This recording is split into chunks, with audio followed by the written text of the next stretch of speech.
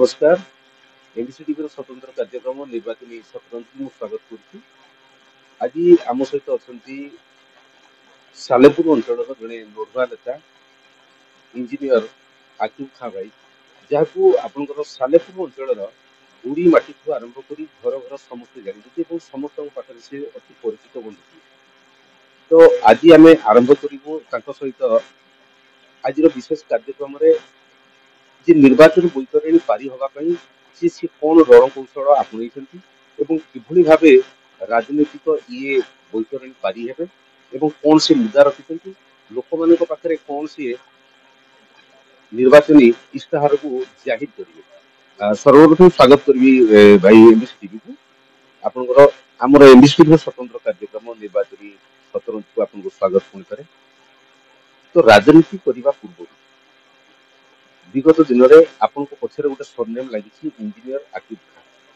तो निश्चित भाव में आपन को जड़े इंजीनियर हिसाब से देखुना ये अंचल लोक जड़े समाजसेवी हिसाब से जड़े भल बंधु हिसाब से आपको देखुं। तो कालक्रमे आप राजनीति में सक्रिय अंशग्रहण कर जातीय कांग्रेस भी अंशदार अच्छा कौन कह आज्ञा मो परिवार लोक सेवा लोक सेवा रोचे यही अंचल खास करके बापा भी थे मत भी जो सुजोग मिलला मुझे सेटल डाउन हेली मो पाठ सर किसी बिजनेस सेटल डाउन करी तो मुझे चाहिए कि मुझे पछरे चलिए लोक सेवा करें एनएसयूआई थी मत गोटे मध्यम मिलला कांग्रेस दल मत ये प्रार्थी कला मु लोक सेवा सेमती भी करूली 5 वर्ष है मत प्रार्थी कर लोक सुजोग देवे आ जहाँ आपंकर विगत दिन कथा आम कह जड़े शिल्पपति जड़े राजनीतिज्ञ तो जड़े समाज सेवु जड़े सक्रिय राजनेता। तो निश्चित भाव में पक्षर कौटी ना कौटी गोटे रहस्य लुचि रोचे जी परिवार कथा हो कि पछद पटर जड़े सफल मनुष्यर कहानी तो क्या श्रेय करेंगे आप राजनीति में पाद देवा लोक सेवा करवा जड़े इंजीनियर रु राजनेता तो क्या श्रेय दौर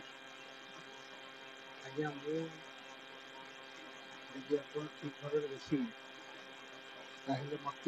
मो लाइफ में गोटे जिनस सब बड़े चिंता कर सारे मत भगवान जो पथ देखते मत पथ छाड़ते मुझे इंजीनियरिंग सर जस्ट आसी मत मो बापा पठेदेले बाहर को बाहर रही किसी इंडस्ट्रियलाइजेशन डेवलपमेंट रही कंपनी डेवलपमेंट मुझे फेरिली मत इमिडिएट जी आम कटक बारपटर विधायक अच्छा नितिन सी मो हाथ धरी आनी मत सालेपुर छाड़े कहले देख तो विजयबापा ये लोक बहुत सेवा कर बापा भी ये लोक बहुत सेवा कर तोर भी मनोवृत्ति भी सेवार आम देखुँ छोट छोट लोक सहित रोचे ये अंचल विकास करने विषय चिंता जेहेतु ये अंचल खास कर सालेपुर टाइम अंचल गोटे चाषी बहुल अंचल गरीब लोक यही जगह को डेभलप कर प्राय गवर्नमेंट एक चिंताधारा ना तो से चिंता को लेकिन से दिन ठार मत गोटे प्लाटफर्म मिलला मुझे कम भारतीय गणतांत्रिक व्यवस्था संविधान कथा कहवा आपंकर बाबा साहेब आंबेडकर संविधान लिखिले ये जाति धर्म वर्ण निर्दिष्ट ये संविधान समस्या आम गोटे छात तले रही गणतांत्रिक व्यवस्था राजनीति गोटे एमती सोपान जो सोपान पाद देने लोक सेवा व्यतीत अन्य किसी कथा चिंता कर हुए ना। तो निश्चित भाव में आम जहाँ देखु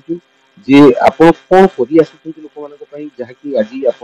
सालेपुर निर्वाचन मंडल में आपन लोक आदृत करेंगे लोक आपको ग्रहण करेंगे जी हठात इंजीनियर तापर पुणी आपंकर वृत्ति जहाँ थी से वृत्ति परिवर्तन कर राजनीति तो निश्चित भाव में आप जो राजनीति कर राजनीति सहित प्रत्येक दिन आप शह शह लोक सहित मिशुं तो निश्चित भाव में जो इंजीनियर वृत्ति को आपणई जड़े व्यक्ति आज राजनेता तो निश्चित भाव में ये वृत्ति और राजनेता के निश्चित कौटी ना कौटी गोटे प्रभेद रोनी देखो आज्ञा गोटे सोशल मो इंजीनियरिंग कली कम कली से मोर गोटे बैकग्राउंड जी मो सहित रहा कि मोर मन सब बड़े छोट बड़ू लोक सेवा मनोवृत्ति रही मुझे सेवा सब रही मत गोटे प्रॉपर प्लेटफॉर्म मिलला कि राजनीति माध्यम मु ठीक भाव जमी मु तो मोर पर्सनाली जो कम कर ରାଜନୀତି ମାଧ୍ୟମରେ କଂଗ୍ରେସ ଦଳ ମାଧ୍ୟମରେ ଯୋଉ ଦଳଟି ଗାନ୍ଧୀଙ୍କ ଦଳ, ମୁଁ ଲୋକଙ୍କର ଆଉ କିଛି ସେବା ଆଉ ଭଲ ଭାବରେ କରିପାରିବି ଏଇ ଚିନ୍ତାଧାରା ନେଇକି ହିଁ ମୁଁ ରାଜନୀତିକୁ ଆସିଛି। ଆଉ ପ୍ରାୟ ବି ମୁଁ ଯୋଉ ଯୋଉ ଲୋକମାନଙ୍କ ପାଖକୁ ଯାଉଛି ସେମାନଙ୍କୁ ଗୋଟାଏ କଥା କହୁଛି, ଆଜ୍ଞା ମୁଁ ଗୋଟେ ନେତା ହେବା ଚିନ୍ତାଧାରା ନେଇକି ଆସିନି, ମୁଁ ଆପଣମାନଙ୍କ ପାଖରେ ଆପଣଙ୍କ ସେବକ ହେଇକି ରହିବି, ଆପଣମାନଙ୍କ ସେବା କରିବି, ମତେ ଭଗବାନ ଗୋଟେ ପଥ ଦେଇଛନ୍ତି ମୁଁ ସେଥିରେ ଚାଲୁଛି, ଆପଣମାନେ ଯଦି ଆଶୀର୍ବାଦ କରନ୍ତି ଆଉ ଟିକେ ଭଲ ଭାବରେ କରିପାରିବି, ଯଦି ମତେ ମୌକା ମିଳେ ତାପରେ କ୍ଷମତା ରହିଲେ ତ ରାଜନୀତିରେ ଅନ୍ୟମାନଙ୍କର ସେବା କରିବା ବା ଲୋକମାନଙ୍କର ସେବା କରିବା ଆଉ ଜାତି ସହଜ ହେଇଯିବ। ନିଶ୍ଚିତ ଭାବରେ ଯେଉଁଭଳି ଭାବରେ ଆପଣ ଦୀର୍ଘ ଦିନ ଧରି ସମାଜ ସେବା କରିଆସୁଛନ୍ତି ସାଲେପୁର ଅଞ୍ଚଳବାସୀ ମାନଙ୍କ ପାଇଁ, ଆପଣ କୋଉଠି ନା କୋଉଠି ରକ୍ତଦାନ ଶିବିର କରିଛନ୍ତି, କୋଉଠି ଭୋକ ଉପାସରେ ରହୁଥିବା ଗରିବ ଲୋକଙ୍କୁ ବି ସାହାଯ୍ୟ କରିଛନ୍ତି, ଯୋଉମାନଙ୍କର ପ୍ରାୟ ଘର ନାହିଁ ଆମେ ଯାହା ବିଗତ ଦିନରେ ଦେଖିଛୁ ସେମାନଙ୍କୁ ବି ମଧ୍ୟ ଆପଣ ସାହାଯ୍ୟ କରିଛନ୍ତି, କୋଉଠି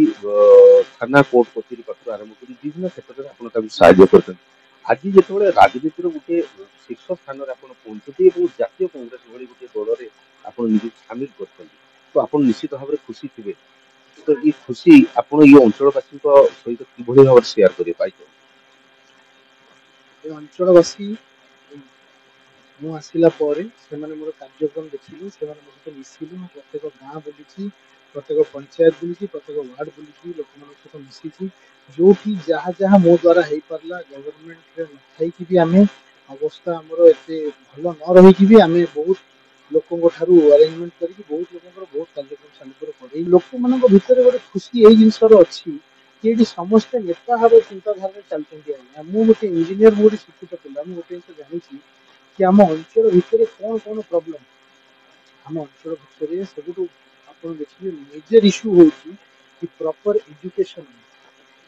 ଗୋଟେ ଚାଷୀ ବହୁଳ ଅଞ୍ଚଳ ଭିତରେ ଗରିବ ଘରର ପିଲା ଗୁଡା ସେମାନେ ଯଦି ଠିକ ଭାବରେ ପାଠ ପଢିକି ଆଗକୁ କିଛି ରୋଜଗାର କରିକି ତାଙ୍କର ଘରକୁ ଯଦି ଆଗକୁ ନ ନେବେ, ତାଙ୍କର ଯଦି କିଛି ପଇସା ତାଙ୍କ ଘରକୁ ନ ଆସିବ, ସେମାନଙ୍କର ଷ୍ଟାଣ୍ଡାର୍ଡ ଅଫ ଲିଭିଂ ଯଦି ନ ବଢିବ, ତାହେଲେ ସେମାନେ ଆଉ କିଛି ଚିନ୍ତା କରିପାରିବେନି। ଏଇଠି ଷ୍ଟାଣ୍ଡାର୍ଡ ଅଫ ଏଜୁକେସନ ଏତେ ଖରାପ ଅଛି କି ଗୋଟାଏ ସ୍କୁଲରେ ଗୋଟାଏ କ୍ଲାସରେ ଗୋଟାଏ ମାଷ୍ଟର ଅଛି ଯେ ମ୍ୟାଥ ସାଇନ୍ସ ଇଂଲିଶ ସବୁ ପଢିବ। ସେଇ ଯୋଗୁଁ ଡ୍ରପ୍ ଆଉଟ୍ ରେଟ୍ ମୋର ଦେନ୍ 40% ଅଛି ତାଙ୍କର ପ୍ରିଲିମିନାରୀ ଏକ୍ସାମରେ। ତ ଏସବୁକୁ ଯଦି ସବୁଠୁ ପ୍ରଥମେ ଆମେ ଯଦି ଏଜୁକେସନ ସେକ୍ଟରକୁ ଷ୍ଟ୍ରଙ୍ଗ ନ କରିବା, ଠିକ ନ କରିବା, ତାହେଲେ ଆମ ପିଲାମାନେ ଆମ ଅଞ୍ଚଳର ବିକାଶ କେବେ କରିପାରିବେନି। ଆଜ୍ଞା ଆମ ପିଲା ଏମିତି ଟାୟାର ଦୋକାନରେ କାମ କରିବେ, ବିଲରେ ଚାଷ କରିବେ, ସବୁ କାମ କରିବେ, କିନ୍ତୁ କେବେ ବି ଗୋଟେ ଚିନ୍ତାଧାରା ତାଙ୍କର ବଢିବନି କି ନାଇଁ ଆମେ କେମିତି ଗୋଟେ ଜାଗାରେ ଜବ୍ କରିବୁ, କି ଗୋଟେ ଭଲ ବିଜନେସ୍ ସେଟଅପ୍ କରିବୁ, 50,000 ଲକ୍ଷ ଟଙ୍କା ରୋଜଗାର କରିବୁ, ଆମ ଘର ଆମ ସାହି ଆମ ଅଞ୍ଚଳର ବିକାଶ କରିବୁ। ମୁଁ ଚାହୁଁଛି ପ୍ରତ୍ୟେକ ପଞ୍ଚାୟତରେ ଆଟଲିଷ୍ଟ 100 ରୁ 200 ଏମିତିଆ ଯୁବକ ରେଡି ହେଇଯାଆନ୍ତୁ ଯୋଉମାନେ ଆଟଲିଷ୍ଟ ଲକ୍ଷେ 2 ଲକ୍ଷ ଟଙ୍କା ରୋଜଗାର କରୁଥିବେ ଆଉ ଆତ୍ମନିର୍ଭର ହେଇପାରିବେ ଆଉ ଲୋକଙ୍କ ପାଇଁ ତାଙ୍କ ଅଞ୍ଚଳ ପାଇଁ କାମ କରିପାରିବେ। ଆଉ ଗୋଟେ କଥା, ଆମେ ଯେତେବେଳେ ଜାଣିଛୁ ସାଲେପୁର ମାଟି ହଉଛି ମଧୁବାବୁ ବାରିଷ୍ଟରଙ୍କର ମାଟି, ଏ ମାଟିରେ ଜଣେ ବାରିଷ୍ଟର ବି ଜନ୍ମ ନେଇଥିଲେ। ତ ପରବର୍ତ୍ତୀ ସମୟରେ ଆପଣ ଯେମିତି କହୁଥିଲେ ଯେ ଇଏ ମାଟିରେ ଶିକ୍ଷା କ୍ଷେତ୍ରର ଅବନତି ଘଟିଛି, ଇଏ ମାଟିରେ ବି ପୂର୍ବ ଦିନରେ ଆମେ ଯଦି ଦେଖିବା ଇଏ ମାଟିରେ ବି ମଧ୍ୟ ଶିକ୍ଷା ମନ୍ତ୍ରୀ ମଧ୍ୟ ଥିଲେ।